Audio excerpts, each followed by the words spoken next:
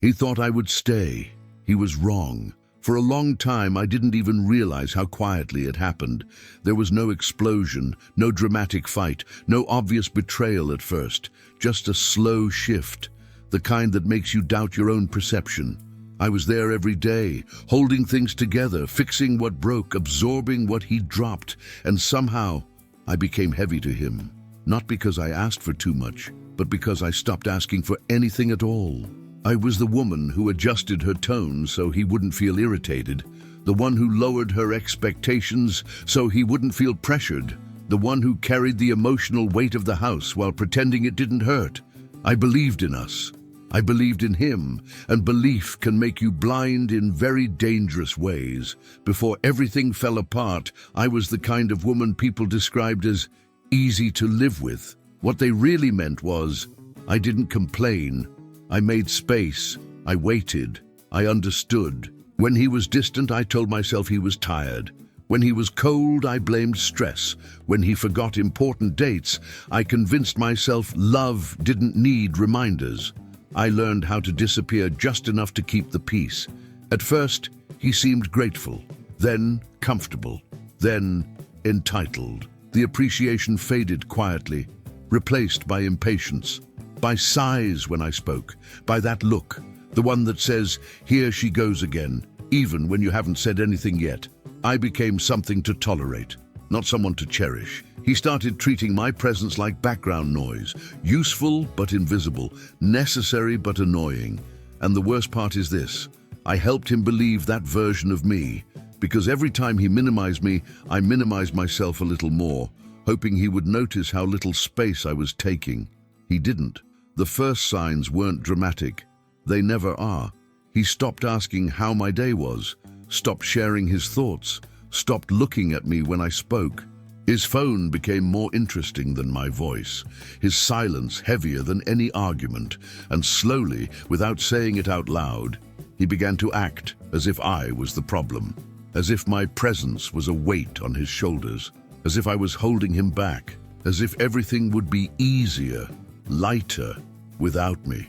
That's when the humiliation started. Not loud, not cruel, but deeply effective. Little comments disguised as jokes, dismissive gestures, a tone that said I was lucky he still tolerated me.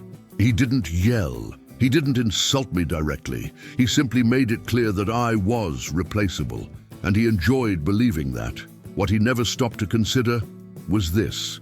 Everything he stood on rested on me. The emotional balance, the stability, the routines, the support he took for granted. I was the foundation he walked on while convincing himself he was standing alone. And when someone believes you are weak long enough, they stop watching their steps. That was his first mistake. Betrayal doesn't always arrive with proof. Sometimes it arrives with intuition, and mine started whispering long before I had evidence. He began guarding his phone like it carried state secrets, always face down, always on silent, always within reach.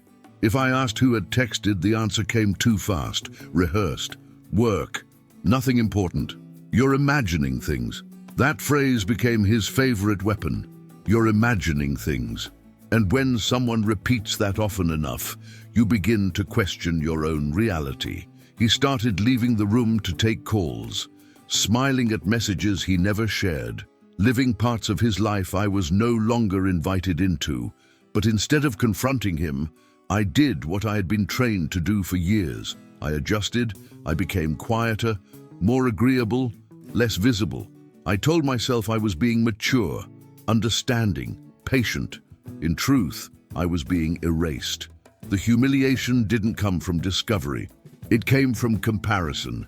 Suddenly everything about me was too much, or not enough. I was too serious, too emotional, too quiet, too present.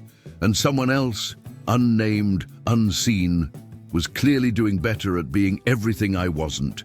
He didn't say it directly. He didn't have to. The way he looked bored when I spoke, the way he seemed energized when his phone lit up, the way my opinions suddenly felt inconvenient. That was when he started treating me like a burden out loud, not cruelly, casually, as if the conclusion had already been reached and didn't need discussion. Why do you always complicate things? You're too sensitive. I need space. Space. Another word that sounds innocent until you realize it only applies to one person. He spoke as if I was holding him back from something better, as if loving me was a sacrifice he had made long enough. And the more confident he became, the smaller he wanted me. He laughed more, not with me, at life, at jokes that didn't include me, at a freedom he was already tasting. He started making decisions without consulting me, plans without explanation, changes without warning. And when I reacted, not loudly, not dramatically, just with confusion or sadness, he rolled his eyes. That was his favorite gesture, the eye roll. It said everything he wouldn't say out loud. You're exhausting. You're inconvenient. You're the problem. That's when he began believing he had already won. He walked through the house with the confidence of someone who thinks the ground will never disappear beneath his feet. He underestimated silence. He underestimated patience. And most of all, he underestimated me. Because while he was busy replacing me emotionally, I was observing, not spying, not begging, watching. I noticed how dependent he actually was, even while pretending he wasn't. The bills he never handled, the routines he didn't know how to manage. The emotional labor he had outsourced to me for years. He believed strength meant detachment. I knew better. Strength is what holds everything together quietly until it stops. And when it stops, everything collapses at once. He didn't see it coming because he never thought to look down. He was too busy looking past me. That was his second mistake. The fall didn't happen all at once. It came in pieces, small absences, longer silences. Moments where I realized I was already alone, even while he was still there. He stopped coming home at the same time, stopped explaining delays, stopped pretending. And strangely, that was when his confidence grew. There's something cruel about watching someone feel lighter as you feel heavier. He moved through life as if he had finally been freed from something uncomfortable, from me, and he made sure I felt it. He no longer hid his irritation, no longer softened his tone, no longer cared if I noticed the distance. He spoke to me like someone you tolerate until you don't need to anymore, as if my presence was optional now. That was the deepest humiliation. Not the betrayal itself, but how easily he dismissed what we had built. Years reduced to inconvenience, loyalty reduced to obligation, love reduced to weight. I watched him slowly detach, while still benefiting from everything I held together. The house still ran because of me. The finances stayed stable because of me. The emotional calm existed because I absorbed every shock. And yet, he spoke about freedom as if I was the chain. That's when I understood something important. He didn't see me as a partner. He saw me as infrastructure, necessary, unnoticed, replaceable, or so he thought. There was no dramatic argument when it finally ended, no explosive confession, just a sentence said without emotion. I don't think this is working anymore, he said it calmly, confidently, as if he had already processed everything, and I was late to the realization. He expected tears, begging, resistance. What he didn't expect was stillness. I didn't scream. I didn't plead. I didn't collapse. I simply listened, because by then, something in me had already shifted. When you've been treated like a burden long enough, you eventually stop trying to be lighter and start asking why you're carrying everything alone. The days after the fall were quiet, not peaceful, just quiet. He moved through the house like a guest preparing to leave, detached, almost relieved, and for the first time in years, I stopped filling the silence for him. I let it sit. That silence told me everything I needed to know. This wasn't about another woman, or stress, or confusion. This was about a man who believed his life would improve once the foundation disappeared. And that belief gave me clarity. Because while he was already imagining his future, I was finally seeing my past, clearly. All the times I had held things together without recognition. All the times I had stayed quiet to keep peace. All the ways I had been strong in ways that never earned applause. That strength didn't disappear when he left. It just stopped being wasted. And that's where my life after the fall truly began. Not with revenge, not with drama, but with a decision. If you're enjoying this story, subscribe to Stories We Tell. Your support helps us keep telling stories about strength, dignity, and quiet justice. The decision didn't arrive with fireworks. It didn't arrive with anger or revenge fantasies or late-night tears. It arrived the way truth always arrives for women like me, quietly, honestly, unshakably. After he left, or rather after he emotionally exited the relationship, while still using the practical benefits of it, something inside me settled. There's a moment every woman knows, a shift so subtle, it doesn't even look like change from the outside. It's when you stop trying, not out of defeat but out of awakening. I stopped explaining myself, stopped reminding him of what we had, stopped hoping he would notice the weight he had placed entirely on my shoulders. Instead, I started paying attention. I observed the way he moved through life as if nothing mattered unless it benefited him. The way he assumed things would keep functioning even as he contributed almost nothing. The way he believed emotional labor grew on trees. Or worse, that it was simply my responsibility as a woman. He didn't know how to manage his own appointments, didn't know passwords to accounts, didn't understand the bills, didn't grasp how much effort went into making a life feel stable. He genuinely believed he was independent, and the more he underestimated me, the clearer the truth became. He wasn't losing interest because I was weak. He was losing interest because my strength made him feel unnecessary. And instead of rising to meet me, he tried to push me down. But dignity has a strange way of resurfacing. Once it wakes up, it never goes back to sleep.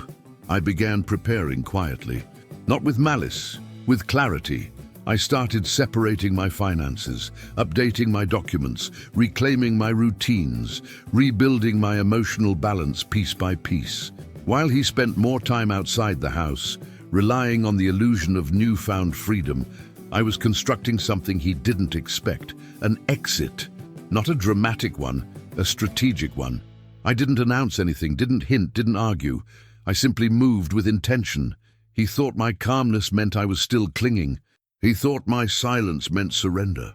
He thought my lack of confrontation meant weakness. But a woman who stops explaining is a woman who has already decided. The signs were there, but he never looked closely enough. I started waking up earlier, not to fix breakfast, but to think, to plan, to breathe without adjusting myself to his moods. I stopped jumping when he texted, stopped rearranging my schedule to match his. Stopped trying to be the version of me that might keep him. Instead, I started being the version I had forgotten, myself, and with every quiet step I took, I felt lighter. He, on the other hand, grew more careless. He stopped pretending to be considerate, stopped watching his tone, stopped acknowledging the responsibilities he'd abandoned long before the breakup. He truly believed I would stay until he was ready to leave fully. But that's the thing about underestimating a woman. You never know which moment will be her last attempt. And I had already reached mine. I watched him make plans that didn't include me, watched him brag subtly about how free he felt, watched him treat our shared life like a temporary inconvenience. And I responded the only way that preserves a woman's dignity. I let him reveal himself completely. Because once a man shows you who he becomes when he thinks he holds all the power, you can never unsee it. He thought he had already won. He thought the story was over. But all he had done was trigger the one thing he never imagined, my exit strategy. And once a woman decides to leave, truly leave, nothing can stop her. Not his apologies, not his panic, not his sudden realization of value, because the version of me who needed his validation had died long before he walked out. What remained was someone he never learned to appreciate, the woman who could stand alone. He didn't notice the shift. Of course he didn't. Men who underestimate women never do. They only notice strength when it's no longer available to them. From his perspective, nothing had changed. He believed he still had time, still had control, still had the upper hand. He assumed I would wait for him to decide, wait for him to choose, wait for him to figure things out. He thought my silence meant submission. He thought my calm meant acceptance. He thought my steadiness meant I was stuck. What he didn't understand was this. I wasn't quiet because I was afraid of losing him. I was quiet because I had already let him go. And while he was busy building a fantasy version of independence, the reality was simple. He depended on me more than he ever realized. The first cracks showed in small ways. He started forgetting things I had always handled. Appointments, payments, deadlines, responsibilities that had magically always worked because I was the one doing the work. Suddenly his world wasn't running as smoothly. He snapped at minor inconveniences, lost documents, missed calls, unpaid fees, and each one brought the same reaction. Irritation, not self-awareness. He didn't think, I should have appreciated her. He thought, why is nothing working lately? The second crack came when he needed emotional support, not dramatic support, everyday support, someone to listen, someone to stabilize, someone to help him process the things he didn't know how to handle. But the emotional well he drank from for years had dried up. I didn't rush to save him anymore, didn't soften his edges, didn't absorb the chaos he created. I let him experience the emotional consequences of doing life without partnership, and that's when the confusion started. He wasn't used to being ignored. He wasn't used to being unprioritized. He wasn't used to being met with neutrality instead of concern. His ego had been fed for so long that hunger felt like an attack. The third crack was practical. He had always assumed the stability of our life was automatic, that the bills paid themselves, that the house maintained itself, that the structure lived on its own.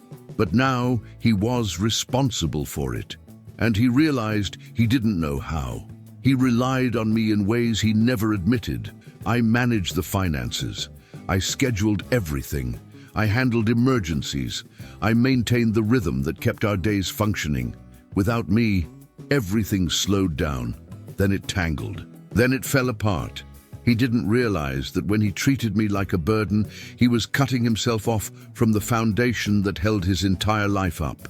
But the final crack, the one that shook him, came the day he needed something only I ever provided: consistency. He came home frustrated, overwhelmed, exhausted by the mess he had created but didn't understand. He expected the same woman he had always known, the one who would comfort him, guide him, soothe him, restore order. Instead, he found someone else, someone intact, someone calm, someone unavailable, someone who no longer lived her life around his storms. He stared at me, waiting for the version of me he had relied on for years. She didn't appear, and in that moment, that precise, quiet moment, he realized what he had lost. Not a girlfriend, not companionship, not familiarity. He had lost the structure of his existence. He had lost the woman who made his life function. He had lost the foundation he had mistaken for weight. His mistake wasn't betrayal. His mistake wasn't disrespect. His mistake wasn't arrogance. His true mistake was believing he was standing alone when he had been standing on me the entire time. The moment he understood didn't come with a confession. It came with a consequence. He reached for me the way someone reaches for a habit, without thinking, a problem to solve, a decision to make, a mess to clean up. And for the first time, I didn't step in, not out of spite, out of truth. I watched him struggle with things that had always seemed effortless before, things he never thanked me for because he believed they required no effort at all. He asked questions he should have learned years ago, looked for documents he never knew existed, called numbers he didn't remember saving. And when frustration turned into panic, he finally looked at me, really looked at me, not as a burden, not as background, but as absence. "You're being distant," he said, confused. I didn't argue. I didn't defend myself. I simply replied, "I'm not." And that sentence hit harder than any accusation ever could, because distance implies movement away. What he was facing was something else entirely: detachment. He tried to reconnect in small, awkward ways. Sudden politeness, unexpected questions, moments of false nostalgia. "Remember when we used to? You were always good at. You know this better than anyone." Each attempt revealed the same truth. He didn't miss me. He missed what I did for him. And that's when the realization finally reached him. I wasn't cold. I wasn't angry. I wasn't playing games. I was finished. The turning point came the day I calmly told him I was leaving. No raised voice, no dramatic pause, just clarity. "I've already made arrangements," I said. His reaction wasn't anger. It was disbelief. He laughed, and softly, nervously, the way people do when reality doesn't match the story in their head. "You're serious?" I nodded. That was the moment the illusion collapsed. He started talking fast, explaining, justifying, rewriting history in real time. He minimized the betrayal, downplayed the disrespect, suddenly remembered my value. "I didn't mean it like that. You know, I never wanted to hurt you. You're overreacting." But words said too late carry no weight. He tried one last strategy: guilt. "After everything we've built, you're really going to throw this away?" I didn't argue, because I wasn't throwing anything away. I was reclaiming myself. He mistook my strength for tolerance, my loyalty for weakness, my patience for permanence. And now he was facing the cost of that mistake. The consequence wasn't punishment, it wasn't revenge, it was absence, the removal of the woman who held his world together. As I packed, he stood there, unsure what to do, where to stand, what role to play now that I was no longer performing mine. He had built his confidence on my invisibility, and now that I was visible to myself again, his certainty crumbled. When I walked out, I didn't look back. Not because I hated him, but because I finally loved myself enough to keep moving forward. That was the turning point. Not for him, for me. Leaving wasn't the justice. His consequence came afterward, quietly, naturally, inevitably, because life has a simple rule. When you remove the foundation, whatever stood on it eventually collapses. At first, he tried to pretend everything was fine. He acted confident, unfazed, almost relieved. He posted pictures, smiling, went out more, showed off his new freedom. But freedom is heavy when you've never carried your own weight. It didn't take long for the cracks to show. He realized how many things he didn't know, or didn't want to know, about managing a life alone. Bills piled up. Deadlines slipped. Chaos grew in places where order used to exist, because I had created it.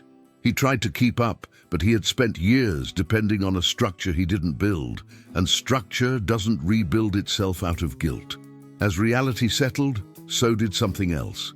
Silence. The kind that follows you everywhere. The kind that makes mirrors uncomfortable. The kind that reminds you of everything you took for granted. He started calling. Nothing dramatic. At first. "How are you? Hope you're okay. I was thinking about you." I answered with calm politeness. Not coldness, just distance. The kind of distance he once showed me, only now he understood its meaning. When small talk stopped working, he tried memories.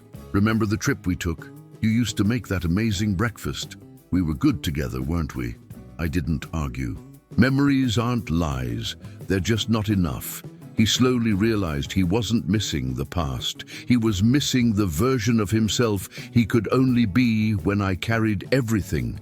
Without me, the mirror was unfiltered. He wasn't thriving. He wasn't stable. He wasn't as independent as he had believed. He was just alone. Then came the confession, the emotional collapse he had avoided for months. "I didn't know how much you did. I thought you'd always be there. I didn't realize I was losing you." I didn't respond with anger. I didn't remind him of the nights I cried quietly, so he wouldn't feel burdened. I didn't list the disrespect, the dismissals, the moments he made me feel small. I simply said, "I know," because I did. I had known for a long time that he only understood value through loss. But emotional justice is not revenge. It's revelation. And the revelation was simple. He had never carried the relationship I had. He had never managed the life I had. He had never stood alone. He had stood on me. Now, without me, every step felt unstable. His consequence wasn't that I left. His consequence was realizing who I had been the entire time. The woman he called a burden was the very structure that held him up. There's a particular kind of grief men experience when they lose the woman who protected them from themselves. It's not loud, it's not dramatic, it's not cinematic. It's slow, suffocating, irreversible. He tried to fix things, to talk, to negotiate, to rewind. But by then, my healing had already begun. My peace had already returned. My future had already opened. You cannot unsee your own worth once you recognize it, and you cannot go back to someone who only understood it too late. He wanted closure. He wanted reassurance. He wanted a version of me that no longer existed. What he received instead was truth. Losing me wasn't punishment. Losing me was consequence. Because when a man treats a woman like a burden, he eventually discovers what life feels like without the foundation he mistook for weight. My life didn't become perfect after I left. It became honest. There's a difference people don't talk about enough. I didn't wake up every day euphoric. I didn't suddenly have all the answers. I didn't rebuild overnight. What I had was something far more powerful. Peace without self-betrayal. For the first time in years, my energy belonged to me. My silence was mine. My time was no longer spent holding up someone who believed I was weighing him down. I moved into a smaller place, simpler, lighter, not because I had less, but because I finally stopped carrying what was never mine to hold alone. I rebuilt my routines slowly, morning coffee without tension, evenings without waiting for someone who might or might not come home. I learned how much of my exhaustion had come from emotional labor disguised as love. And with every quiet day, my body softened, my mind slowed, my sense of self returned. I didn't speak badly about him. I didn't need to. People noticed the change on their own. You seem calmer. You look different. You seem solid. Solid. That word stayed with me because I had always been solid. I just hadn't been standing on my own ground. As for him, life continued, not dramatically, not cruelly, just without the invisible support he had never acknowledged. He struggled in ways he never expected, not because he was incapable, but because he had never learned to carry responsibility without outsourcing it. He learned the cost of emotional neglect too late, not through punishment, but through absence. We crossed paths once, months later. He looked older, tired in a way sleep doesn't fix. We spoke briefly, politely. There was no tension, no bitterness, just an unspoken understanding. He finally saw me, not as a burden, not as background, not as infrastructure, but as the woman who had quietly held everything together. And I saw him clearly too, not as a villain, not as a monster, just as a man who confused strength with permanence and learned the difference too late. I walked away without needing closure from him, because closure doesn't come from being chosen. It comes from choosing yourself and never abandoning that choice again. Some women leave loudly. Some leave with fire. I left with dignity, and that was the most powerful thing I ever did. If this story touched your heart, please subscribe to Stories We Tell, leave a like, and share it with someone who needs to hear it. Your support helps us keep creating stories about strength, self-respect, and new beginnings, because stories that restore dignity deserve to be told and remembered. Thank you for being here.